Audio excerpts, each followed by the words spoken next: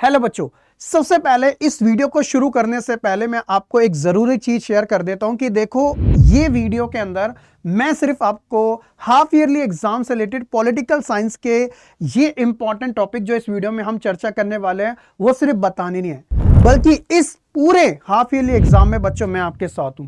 बस आप मुझे कमेंट सेक्शन में जो भी आपकी रिक्वायरमेंट होगी वो इस वीडियो को पूरा वॉच करने के बाद स्पेशली मेंशन कर देना। और इस पूरे हाफ ईयरली एग्जाम में बस आप चैनल पे एक्टिव रहना, बाकी सारी जो रिस्पॉन्सिबिलिटी है वो आप मेरे पे छोड़ देना। सारी चीजें बच्चों आपको पॉलिटिकल साइंस की, चाहे आपके इंपॉर्टेंट क्वेश्चंस हो, कार्टून्स हो, मैप्स हो, टॉपिक्स हो, अंदर के टॉपिक्स हो, सब टॉपिक्स हो, सारी चीजें बच्चों मैं आपको कवर कराऊंगा। तो सबसे पहले बच्चों अब हम इस वीडियो को शुरुआत करते हैं कि अगर आप अपने हाफ ईयरली एग्जाम को लेके अब आपने मन में ठान लिया है कि ये मेरा एक ट्रेलर है, असली पिक्चर मुझे अपने बोर्ड एग्जाम में दिखानी है, तो सबसे पहली चीज मैं आपको बता देता हूं कि देखो, अगर आपने इन एग्जाम्स की प्रिपरेशन करी तो आपका रिजल्ट आगे चल के एवरेज ही निकल सकता है। पॉलिटिकल साइंस जैसा सब्जेक्ट जो हाई स्कोरिंग है बच्चों, इसमें कंफ्यूजन रहते हैं कि कहां से पढ़े, कितना पढ़े और हमारे लिए कितना सफिशिएंट रहेगा। तो हाफ ईयरली एग्जाम को ध्यान में रखते हुए बच्चों मैंने आपके लिए कुछ इंपॉर्टेंट टॉपिक्स निकाले, आइए उनके बारे में फटाफट से चर्चा कर लेते हैं। सबसे पहले बच्चों, अगर आप board exam plus CUET exam की प्रिपरेशन कर रहे हो, कोई भी चीज की अगर आपको रिक्वायरमेंट है तो ये चीजें आप में से कहीं से भी कनेक्ट कर सकते हो। और इसी वीडियो के डिस्क्रिप्शन में जितने भी मेरे आगे सेशन रहेंगे बच्चों, ऐप का लिंक है Adda247 की। बच्चों आपको सिंपली उस ऐप को सबसे पहले तो डाउनलोड कर लेना है, क्योंकि सारा कंटेंट फ्री में आपके लिए अवेलेबल वहां पे रहेगा पीडीएफ के अकॉर्डिंग, ठीक है। और ये मेरा टेलीग्राम चैनल है, पीडीएफ में यहाँ पे भी आपके लिए अपलोड करते रहता हूँ। अब बच्चों बात कर लेते हैं हम अपने इंपॉर्टेंट टॉपिक्स के बारे में। तो बच्चों देखिए, मैंने हाफ ईयरली एग्जाम से रिलेटेड क्या किया है, स्टार्टिंग के जो 4 चैप्टर है, book 1 as well as book 2, अगर आपको लगता है और ज्यादा चैप्टर है तो मुझे कमेंट सेक्शन में बता देना, लेकिन मैंने 4 टोटल 8 चैप्टर के बारे में बताने वाला हूं कि ये इंपॉर्टेंट टॉपिक्स बच्चों आपको किसी भी कंडीशन में छोड़ के तो बिल्कुल नहीं जाने, पूरे अच्छे तरीके से कवर अप करना है। चैप्टर वाइज बात करेंगे। सबसे पहले बच्चों हम फर्स्ट बुक में अपना chapter number first, end of bipolarity, मैंने इसके वन शॉट भी आपको कवर करा रखे हैं, चैनल पे प्लेलिस्ट बनी हुई है, एक बार चेकआउट कर लेना। एग्जाम टाइम में भी अलग से आपको कवर कराऊंगा, बिल्कुल भी फिक्र मत करना बच्चों। ये चैप्टर सबसे ज्यादा मार्क्स वाला रहता है, तो इसलिए इसमें से टॉपिक्स बहुत ज्यादा आते हैं। अच्छी चीज है कि एग्जामिनर को भी ये चैप्टर बच्चों काफी ज्यादा पसंद आता है और वो वही रिपीटेड टॉपिक बार बार देता रहता है, तो इसलिए इन्हें ग्रैब कर लेना। सबसे पहले बच्चों बात करते हैं ये वाले टॉपिक की, जो कि है सोवियत कोलैप्स एंड गोर्बाचेव के बारे में। सोवियत कोलैप्स हुआ कैसे था, उसके रीजंस आपको बताने हैं, और जो रिफॉर्म लाए गए थे गोर्बाचेव के द्वारा, मिखाइल गोर्बाचेव जो बच्चों लास्ट टाइम में जनरल सेक्रेटरी बने थे, फिर ये प्रेसिडेंट की पोजीशन पे आए थे, देन उन्होंने एक तरीके से अपना रेजिग्नेशन दे दिया, और उनके रेजिग्नेशन के बाद बच्चों यूएसएसआर कहीं पर भी एग्जिस्ट नहीं करा, वो भी प्रॉपरली डिक्लाइन हो गया। तो इसके अंदर बच्चों कोलैप्स के बारे में आपसे पूछा जाएगा, इकोनॉमिक स्टैग्नेशन, कैसे इनकी अर्थव्यवस्था पूरी तरीके से रुक सी गई थी, और जो ब्यूरोक्रेटिक करप्शन तक कितना ज्यादा हैवी हो चुका था, क्योंकि अकाउंटेबिलिटी तो थी नहीं यहाँ पे। और जो मिखाइल गोर्बाचेव ने रिफॉर्म करे थे बच्चों, कौन कौन से रशियन वर्ड है थोड़े, पेरोस्त्राइका जिसको इंग्लिश में रीस्ट्रक्चरिंग कहते हैं, ये बच्चों इकोनॉमिक पॉलिटिकल एंगल के पॉइंट ऑफ व्यू से जाना जाता है, एज वेल एज ग्लासनोस्ट जो ओपननेस स्पेशली फॉर लोगों को फ्रीडम ऑफ एक्सप्रेशंस, अकाउंटेबिलिटी देने के लिए। ये इतना ज्यादा सक्सेसफुल नहीं हुआ था, ये हुआ था तो आगे चल के बच्चों रिस्पॉन्सिबल इन्हीं को माना गया था यूएसएसआर के डिक्लाइन का। कॉन्सिक्वेंसेस से रिलेटेड क्वेश्चंस निकल के आता है कि यूएसएसआर के कॉन्सिक्वेंसेस, परिणाम क्या निकल के आए थे बच्चों।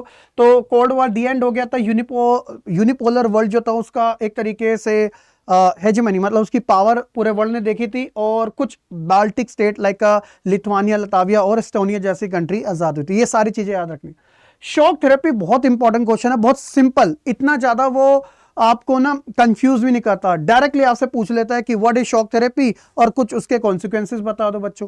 तो शॉक थेरेपी एक ट्रांजिशन मॉडल था, जिसके अंदर बच्चों अथॉरिटेरियन स्टेट से लेकर ट्रांजिस्ट किया गया था इसको, किसमें, कैपिटलिज्म के अंदर, जिसमें प्राइवेट ओनरशिप जैसी चीजों को बढ़ाना था, कलेक्टिव फार्मिंग या फिर बच्चों जो एक तरीके से स्टेट कंट्रोल जो लैंड ओनरशिप थी उसे खत्म करना था। ये इसका एक मेन चीज है। इंपैक्ट क्या हुआ बच्चों, एक तरीके से वर्ल्ड की लार्जेस्ट गैराज से यही निकला, रूबल करेंसी पूरी तरीके से क्रैश हो गई थी। और कॉन्फ्लिक्ट हमें क्या देखने को मिला था बच्चों, चेचन्या हो या फिर बच्चों अलग अलग कंट्रीज हो, वहां पे सिविल वॉर जैसी सिचुएशंस थी। यूगोस्लाविया बहुत सारे प्रोविंसेस में एक तरीके से स्प्लिट हो गया था, चाहे वो एस्टोनिया हो, क्रोएशिया हो, बोस्निया हर्जेगोविना, सब ये सारे आपको मेंशंस करने पड़ेंगे।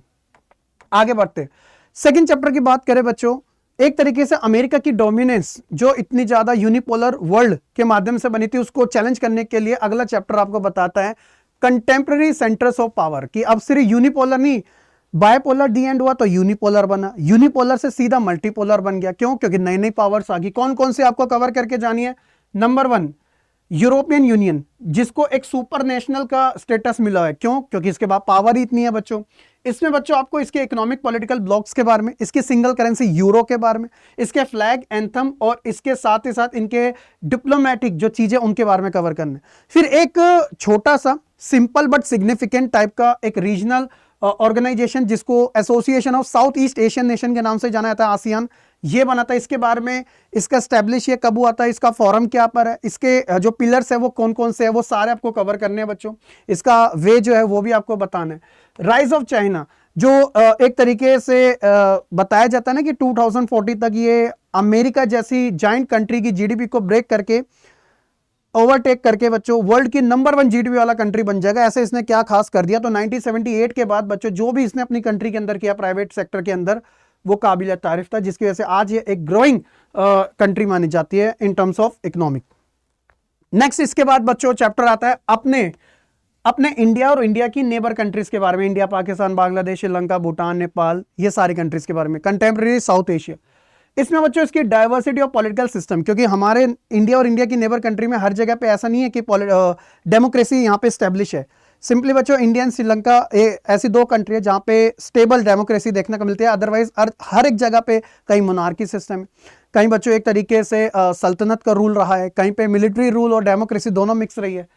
सो पाकिस्तान, बांग्लादेश और नेपाल, श्रीलंका, ये 4-5 कंट्री के एग्जांपल अच्छे तरीके से याद रखना कि कौन सा कहां पे किस किस तरीके से। पाकिस्तान के केस में आता है, वो रीजंस आपको बताने पड़ते हैं कि क्यों यहां पे डेमोक्रेसी स्टेबल नहीं हो पाई। तो आप क्लर्गी, लैंड ऑयनिंग, इन सब का बच्चों नाम बता देना, रीजंस बता देना, इंटरनेशनल सपोर्ट ना मिलना। इसके अलावा बच्चों इसी के अंदर सार्क और रीजनल कॉन्फ्लिक्ट के बारे में। What is SAARC? South Asia का एक तरीके से एसोसिएशन फॉर रीजनल कोऑपरेशन। जैसे आसियान था ना साउथ ईस्ट के लिए, ऐसी साउथ एशिया के लिए, इंडिया और उसकी नेबर कंट्री के लिए 1985 में बच्चों एक सार्क बना था ताकि कोऑपरेशन को ज्यादा से ज्यादा बढ़ाया जाए। इंडिया का रोल इसमें सेंटर रहा है हमेशा से बच्चों। डिस्प्यूट भी रहा है इंडिया के साथ बच्चों, चाहे वो कश्मीर को लेकर हो, वाटर को लेकर हो, या क्रॉस बॉर्डर टेररिज्म को लेकर हो, सिक्किम, भूटान के बारे, मतलब कंट्रीज के बारे में इंटरनल जो कॉन्फ्लिक्ट रहते हैं बच्चों, वो आपको सिंपली क्लियर करना। देन उसके बाद बच्चों सबसे अच्छा और सबसे यूनिक चैप्टर है इंटरनेशनल ऑर्गेनाइजेशन, जिसकी एक खास बात है आज भी न्यूज के अंदर बच्चों चर्चा में रहता है, क्योंकि एग्जिस्टिंग है ना, वर्ल्ड लेवल की एजेंसी है, इंटरनेशनल ऑर्गेनाइजेशन है, यूएनओ की बात हो रही है। तो सबसे पहले बच्चों आपको नीड फॉर यूएनओ और उसके प्रिंसिपल ऑर्गन्स 6 है, कोई भी कर लेना, लेकिन एटलीस्ट जनरल असेंबली और यूएनएससी के बारे में जरूर कवर करके जाना बच्चों, ठीक है। इसके अलावा इसके रिफॉर्म्स और इसकी की एजेंसियों के बारे में शॉर्ट में आता है, स्पेशली एमसीक्यूज में क्वेश्चन आता है। वर्ल्ड हेल्थ ऑर्गेनाइजेशन, इसका हेडक्वार्टर का है, ये कब स्टैब्लिश हुआ? यूनेस्को की फुल फॉर्म क्या है? यूनेस्को के अलावा यूनिसेफ की फुल फॉर्म क्या है, कब स्टैब्लिश हुआ था? आईएमएफ क्या है? वर्ल्ड बैंक क्या है बच्चों? इनके बारे में इनकी एक तो डेट, एक इनका हेडक्वार्टर, और साथ ही साथ इनका काम क्या है, ये सारे कवर कर लेना। जब बच्चों आप फर्स्ट बुक के ये सारे टॉपिक अच्छे तरीके से कवर कर लो, देन आप शिफ्ट करना अपनी सेकंड बुक में कि इन टॉपिक्स के ऊपर आपको बात करनी है। स्टार्टिंग के फर्स्ट 4 लेसन है। सबसे पहले चैलेंजेस ऑफ नेशन बिल्डिंग के बारे में कवर करना। तो इसके अंदर 3 मेजर पोस्ट 1947 के जो चैलेंजेस है, जैसे फंडामेंटल ऑब्स्टिकल में बात आती है यूनिटी और इंटीग्रेशन का, एस्टैब्लिशिंग डेमोक्रेसी का, और साथ ही साथ इंक्लूसिव डेवलपमेंट का। सिर्फ अमीरों का नहीं, गरीबों का, बैकवर्ड का, सबका हम भला करेंगे। फिर बच्चों इसी के अंदर पार्टीशन और प्रिंसली स्टेट्स के इंटीग्रेशंस की बात आएगी। पार्टीशंस के रीजन अक्सर एग्जाम में पूछे जाते हैं, पूरा कवर करके जाना। सरदार पटेल का अलग से रोल पूछ लिया जाता है बच्चों, और साथ ही साथ लिंग्विस्टिक रीऑर्गेनाइजेशंस के बारे में, जो फर्स्ट स्टेट आंध्र प्रदेश बना था, क्या क्या एक तरीके से हर्डल्स आए थे वगैरह, जो रीऑर्गेनाइजेशन कमीशन बना था वो कैसे बना था, कब बना था, ये सारी चीजें आपको कवर अप करनी। देन उसके बाद बच्चों आप शिफ्ट करोगे अपने next lesson, era of one party dominance. Congress के बारे में हमेशा से पूछा था कि व्हाई कांग्रेस डोमिनेटेड।